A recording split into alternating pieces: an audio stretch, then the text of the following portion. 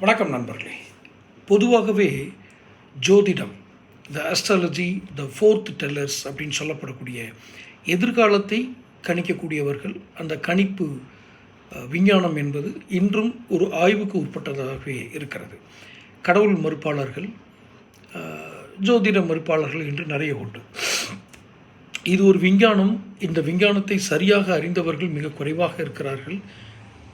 இதில் ஏதோ ஒரு கணக்கு, ஒரு கணிப்பு, ஒரு மேத்தமெட்டிக்ஸ் இருக்குது அப்படிங்கிறத என்னால் தனிப்பட்ட முறையில் உணர முடியும். ஆனால் அறுதியிட்டு கூற முடியாத ஒரு சூழல்.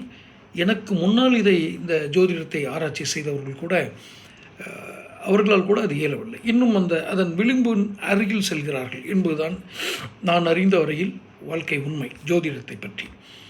அந்த வகையில் இப்போது நாளைக்கு காதலர்கள் தினம். காதல் என்பதை ஆண் பெண் உறவு என்ற ஒரு டெர்மினாலஜிக்குள்ளே மட்டும் நாம் சுருக்கிவிட முடியாது. அந்த காதல் ஆறறிவுக்கு குறைந்த அறிவுடைய விலங்குகளுக்கும் இருக்கிறது. அது வேறு விதமாக வெளிப்படுகிறது, நாம் வேறு விதமாக வெளிப்படுத்துகிறோம். வாழ்நாள் முழுக்க அன்பை வெளிப்படுத்தக்கூடிய தம்பதிகளை நாம் காண முடிகிறது. நிறைய விளக்கங்கள், வியாக்கியானங்கள் காதலை பற்றி இருந்தாலும் இந்த ஜோதிடமும் காதலும் ஒரு ஆண் அல்லது பெண்ணுக்கு இந்த இந்த இந்த 2025 பிப்ரவரியில் ஒரு காதல் யோகம் எப்படி இருக்குது அப்படின்னு ஒரு பொதுவான ஒரு நோக்கத்தோடு, இதில் எந்த விதமான ப்ரெடிக்ஷன் கிடையாது, பொதுவான நோக்கத்தோடு சொல்கிறோம். உங்களுடைய ராசிக்கு இந்த காதல் யோகம் எப்படி இருக்குங்கிறத ஏற்கனவே ஜோதிடர்கள் சொன்னது தான் சொல்கிறேன், நான் சொல்லலை. அதை பார்க்கலாம். பொதுவாகவே ஒருத்தருக்கு காதல் கைகூடணும் அப்படின்னா அவர் ஜாதகத்தில் ஜோசியர்கள் என்ன சொல்கிறாங்கன்னா, குருவும் சுக்கிரனும் நல்ல நிலையில் அமைந்திருக்க வேண்டும். தற்போது கோச்சாரப்படி சுக்கிரன் மீன ராசியில் உச்சம் பெற்று ராகுவோடு சேர்ந்து சஞ்சரிக்கிறார் அப்படின்னு சொல்கிறாங்க. ரைட்டுங்களா? இந்த வேலண்டைன்ஸ் டே அன்னைக்கு ப்ரப்போஸ் பண்ணணும் அப்படின்னு ஐடியாவில் இருக்கீங்களா? உங்களுக்கு கட்டம் என்ன சொல்லுது? ப்ரப்போஸ் பண்ணலாமா வேண்டாமா? இந்த ஆண்டு காதல் கைகூடுமா? கல்யாணத்தை திட்டமிடலாமா அப்படின்னு பலரும் யோசித்து கொண்டிருக்கீங்கன்னா உங்களுக்கான ஜோதிட வழிகாட்டல் அப்படின்னு அந்த ஜோதிடர் சொல்லியிருக்கார். சரி, பொதுவாகவே இப்போ ஏற்கனவே நான் சொன்ன மாதிரி தான். இப்போ குரு பகவான் ரிஷபராசியில் சஞ்சரிக்கிறாராம். இப்போ குரு பயிற்சி ஆகியனும் நடைபெற உள்ளன. இந்த கிரக மாற்றங்கள் உங்கள் காதல் வாழ்க்கைக்கு சாதகமா என்பதை ஜோதிடர்கள் சொல்கிறாங்க. ரைட்.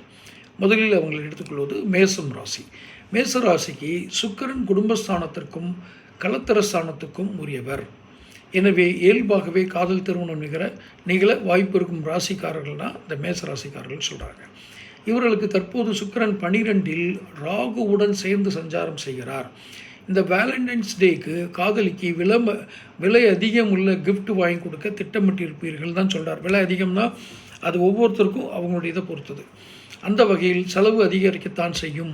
மற்றபடி இந்த ஆண்டு மார்ச் மாதம் முதல் 7.5 சனி தொடங்க இருக்கிறது யாருக்கு? மேசராசிக்கு. அதற்கு பின் காதல் விஷயங்களில் நிறைய கவனம் தேவை. எப்போ? மார்ச்சுக்கு அப்புறம் சொல்கிறாங்க. எனவே இந்த பிப்ரவரி 14 காதலை சொல்ல திட்டமிட்டிருந்தால் தயங்காமல் சொல்லிடுங்க. அதுக்கப்புறம் வாய்ப்பு கம்மின்றாங்க. ஸோ வெற்றியடைய வாய்ப்பு உண்டு. ஏன்னா மார்ச் மாதத்துக்கு அப்புறம் 7.5 சனி தொடங்க இருக்கிறனால உங்களுக்கு காதல் விஷயங்களில் நிறைய கவனமாக இருக்கணும். ஸோ இப்போவே சொல்லிடுங்கன்றார் மேசராசிக்கு. ரைட். அடுத்து ரிஷபம். ரிஷப ராசிக்கு அதிபதியே சுக்கிரன் தான். மேலும் 6ஆம் வீட்டின் அதிபதியும் அவர்தான். அவர் ராசிக்கு 11ஆம் வீட்டில் சஞ்சரிப்பது மிகுந்த சாதகமான காலம். யாருக்கு? ரிஷப ராசிக்கு. மேலும் இந்த ஆண்டு நிகழும் அனைத்து பேச்சுகளும் சாதகமாக இருக்கக்கூடியது ரிஷபராசிக்கு தான் அப்படின்னு. இப்படிப்பட்ட ரிஷபராசிக்கு வருகிற பிப்ரவரி 14ஆம் தேதி சந்திரன் 4இல் சஞ்சரிக்கிறார். எனவே துணிந்து காதலை சொல்லலாம்.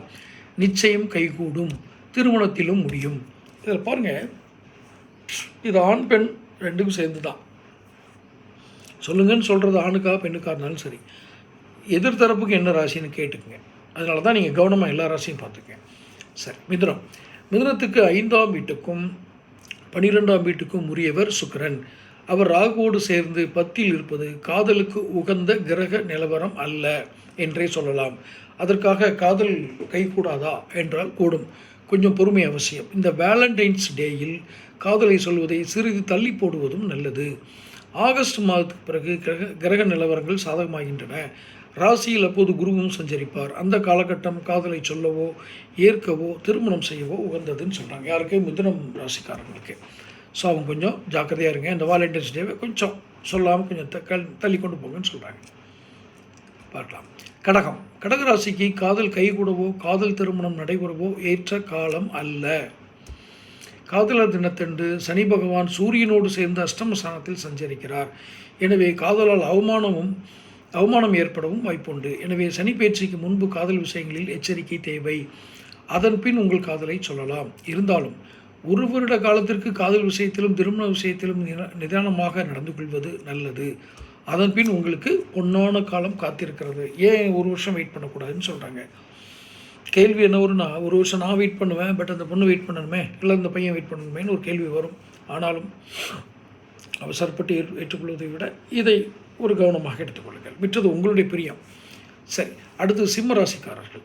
சிம்ம ராசிக்காரர்களும் இந்த காதலர் தினம் காதலை சொல்ல உகந்த காலம் என்று சொல்ல முடியாது. நிதானம் தேவை. ராசிநாதன் சூரியன் சனியோடு இணைந்து காணப்படுகிறார். சுக்கிரனும் 8இல் மறைந்து காணப்படுகிறார். மார்ச் மாதத்தில் சனி பயிற்சியும் சாதகமற்ற தன்மையிலேயே திகழ்கிறது. ஏற்கனவே காதல் வாழ்க்கையில் இருப்பவர்கள் கூட அளவோடு பேசுவது நல்லது. காதலர்களிடையே விட்டு கொடுத்து போகும் மனப்பான்மை அவசியம். தேவையற்ற ஈகோ போட்டிகளை தவிர்ப்பது நல்லது. இந்த நிலையில் புதிய காதல் விஷயத்தில் மிகுந்த எச்சரிக்கை தேவை. ஒரு முறைக்கு 100 முறை யோசித்து ப்ரப்போஸ் செய்யுங்கள், பின்பு ப்ரப்போஸ் செய்யுங்கள். அதாவது ஒரு முறை யோசித்து அப்புறம் ப்ரப்போஸ் பண்ணுன்னு சொல்கிறாங்க. சிம்மம் ரொம்ப கவனம். கன்னிராசி. கன்னிராசிக்காரர்களுக்கு சாதகமான காலமாக இது திகழ்கிறது. 7இல் அமர்ந்து சுக்கிரன் ராசியை பார்க்கிறார். குரு பாகிஸ்தானத்தில் அமர்ந்திருக்கிறார். ராகு கேதுவும் மே மாதத்தில் பயிற்சி ஆகிறார்கள்.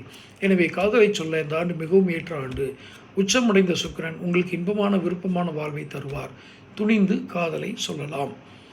ஆனால் முடிவு செய்த காதலை சந்தேகப்பட்டு கொண்டு இருக்காதீர்கள். அளவுக்கு மீறிய சிந்தனை உங்களை பாடாய்படுத்தும் என்பதால் டேக் இட் ஈஸி பாலிசியை கையாளுங்கள். திருமணத்திற்கும் இது ஏற்ற காலம். கன்னிராசி அது. இப்போ துலாம் ராசி. அடுத்து ராசிநாதன் சுக்கிரன் 6இல் ராகுவோடு அமர்ந்திருக்கிறார். யாருக்கு? துலாம் ராசிக்கு.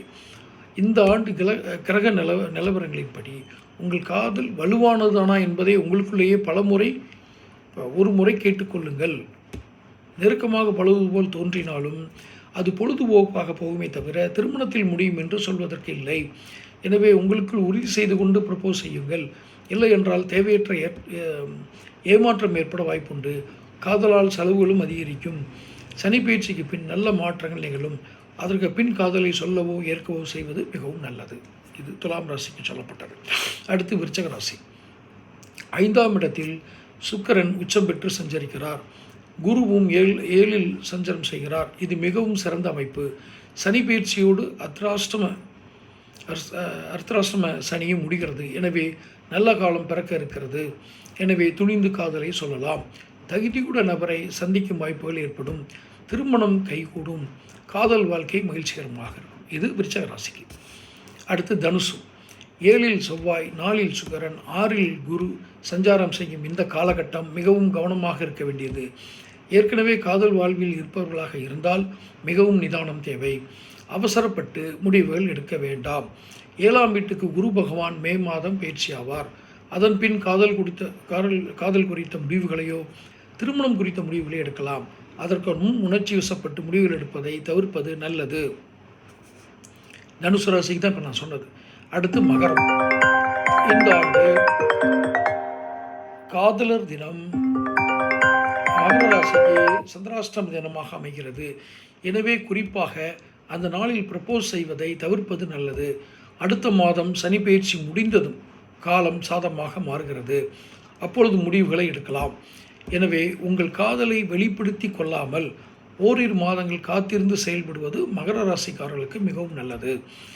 6ஆம் வீட்டுக்கு குரு மே மாதம் பயிற்சியானாலும் குடும்பஸ்தானத்துக்கு அவர் பார்வை கிடைப்பது மிகவும் நல்ல விஷயம். எனவே இந்த காதலர் தினத்தில் மட்டும் நிதானத்தை கடைபிடித்து அமைதியாக இருங்கள். இது யார்?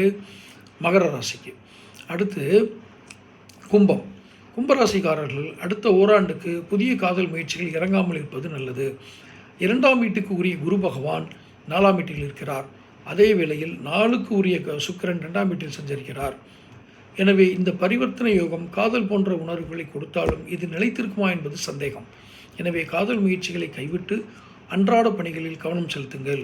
ராசிநாதன் சனி பகவான் சனி பேச்சுக்கு பின் 2ஆம் இடம் சென்ற பின்னும் மே மாதம் குரு பகவான் 5ஆம் இடம் சென்ற பின்னும் காதல் குறித்து சிந்திக்கலாம். அதன் பின் ப்ரப்போஸ் செய்வது சாதக பலன்களை கொடுக்கும். எதுக்கு அப்புறம் இந்த மே மாதத்துடைய இதுக்கப்புறம் சொல்கிறாங்க கும்பராசிக்காரர்களுக்கு. இவ்வளோ என்ன நான் சொன்னது. அடுத்து மீனம்.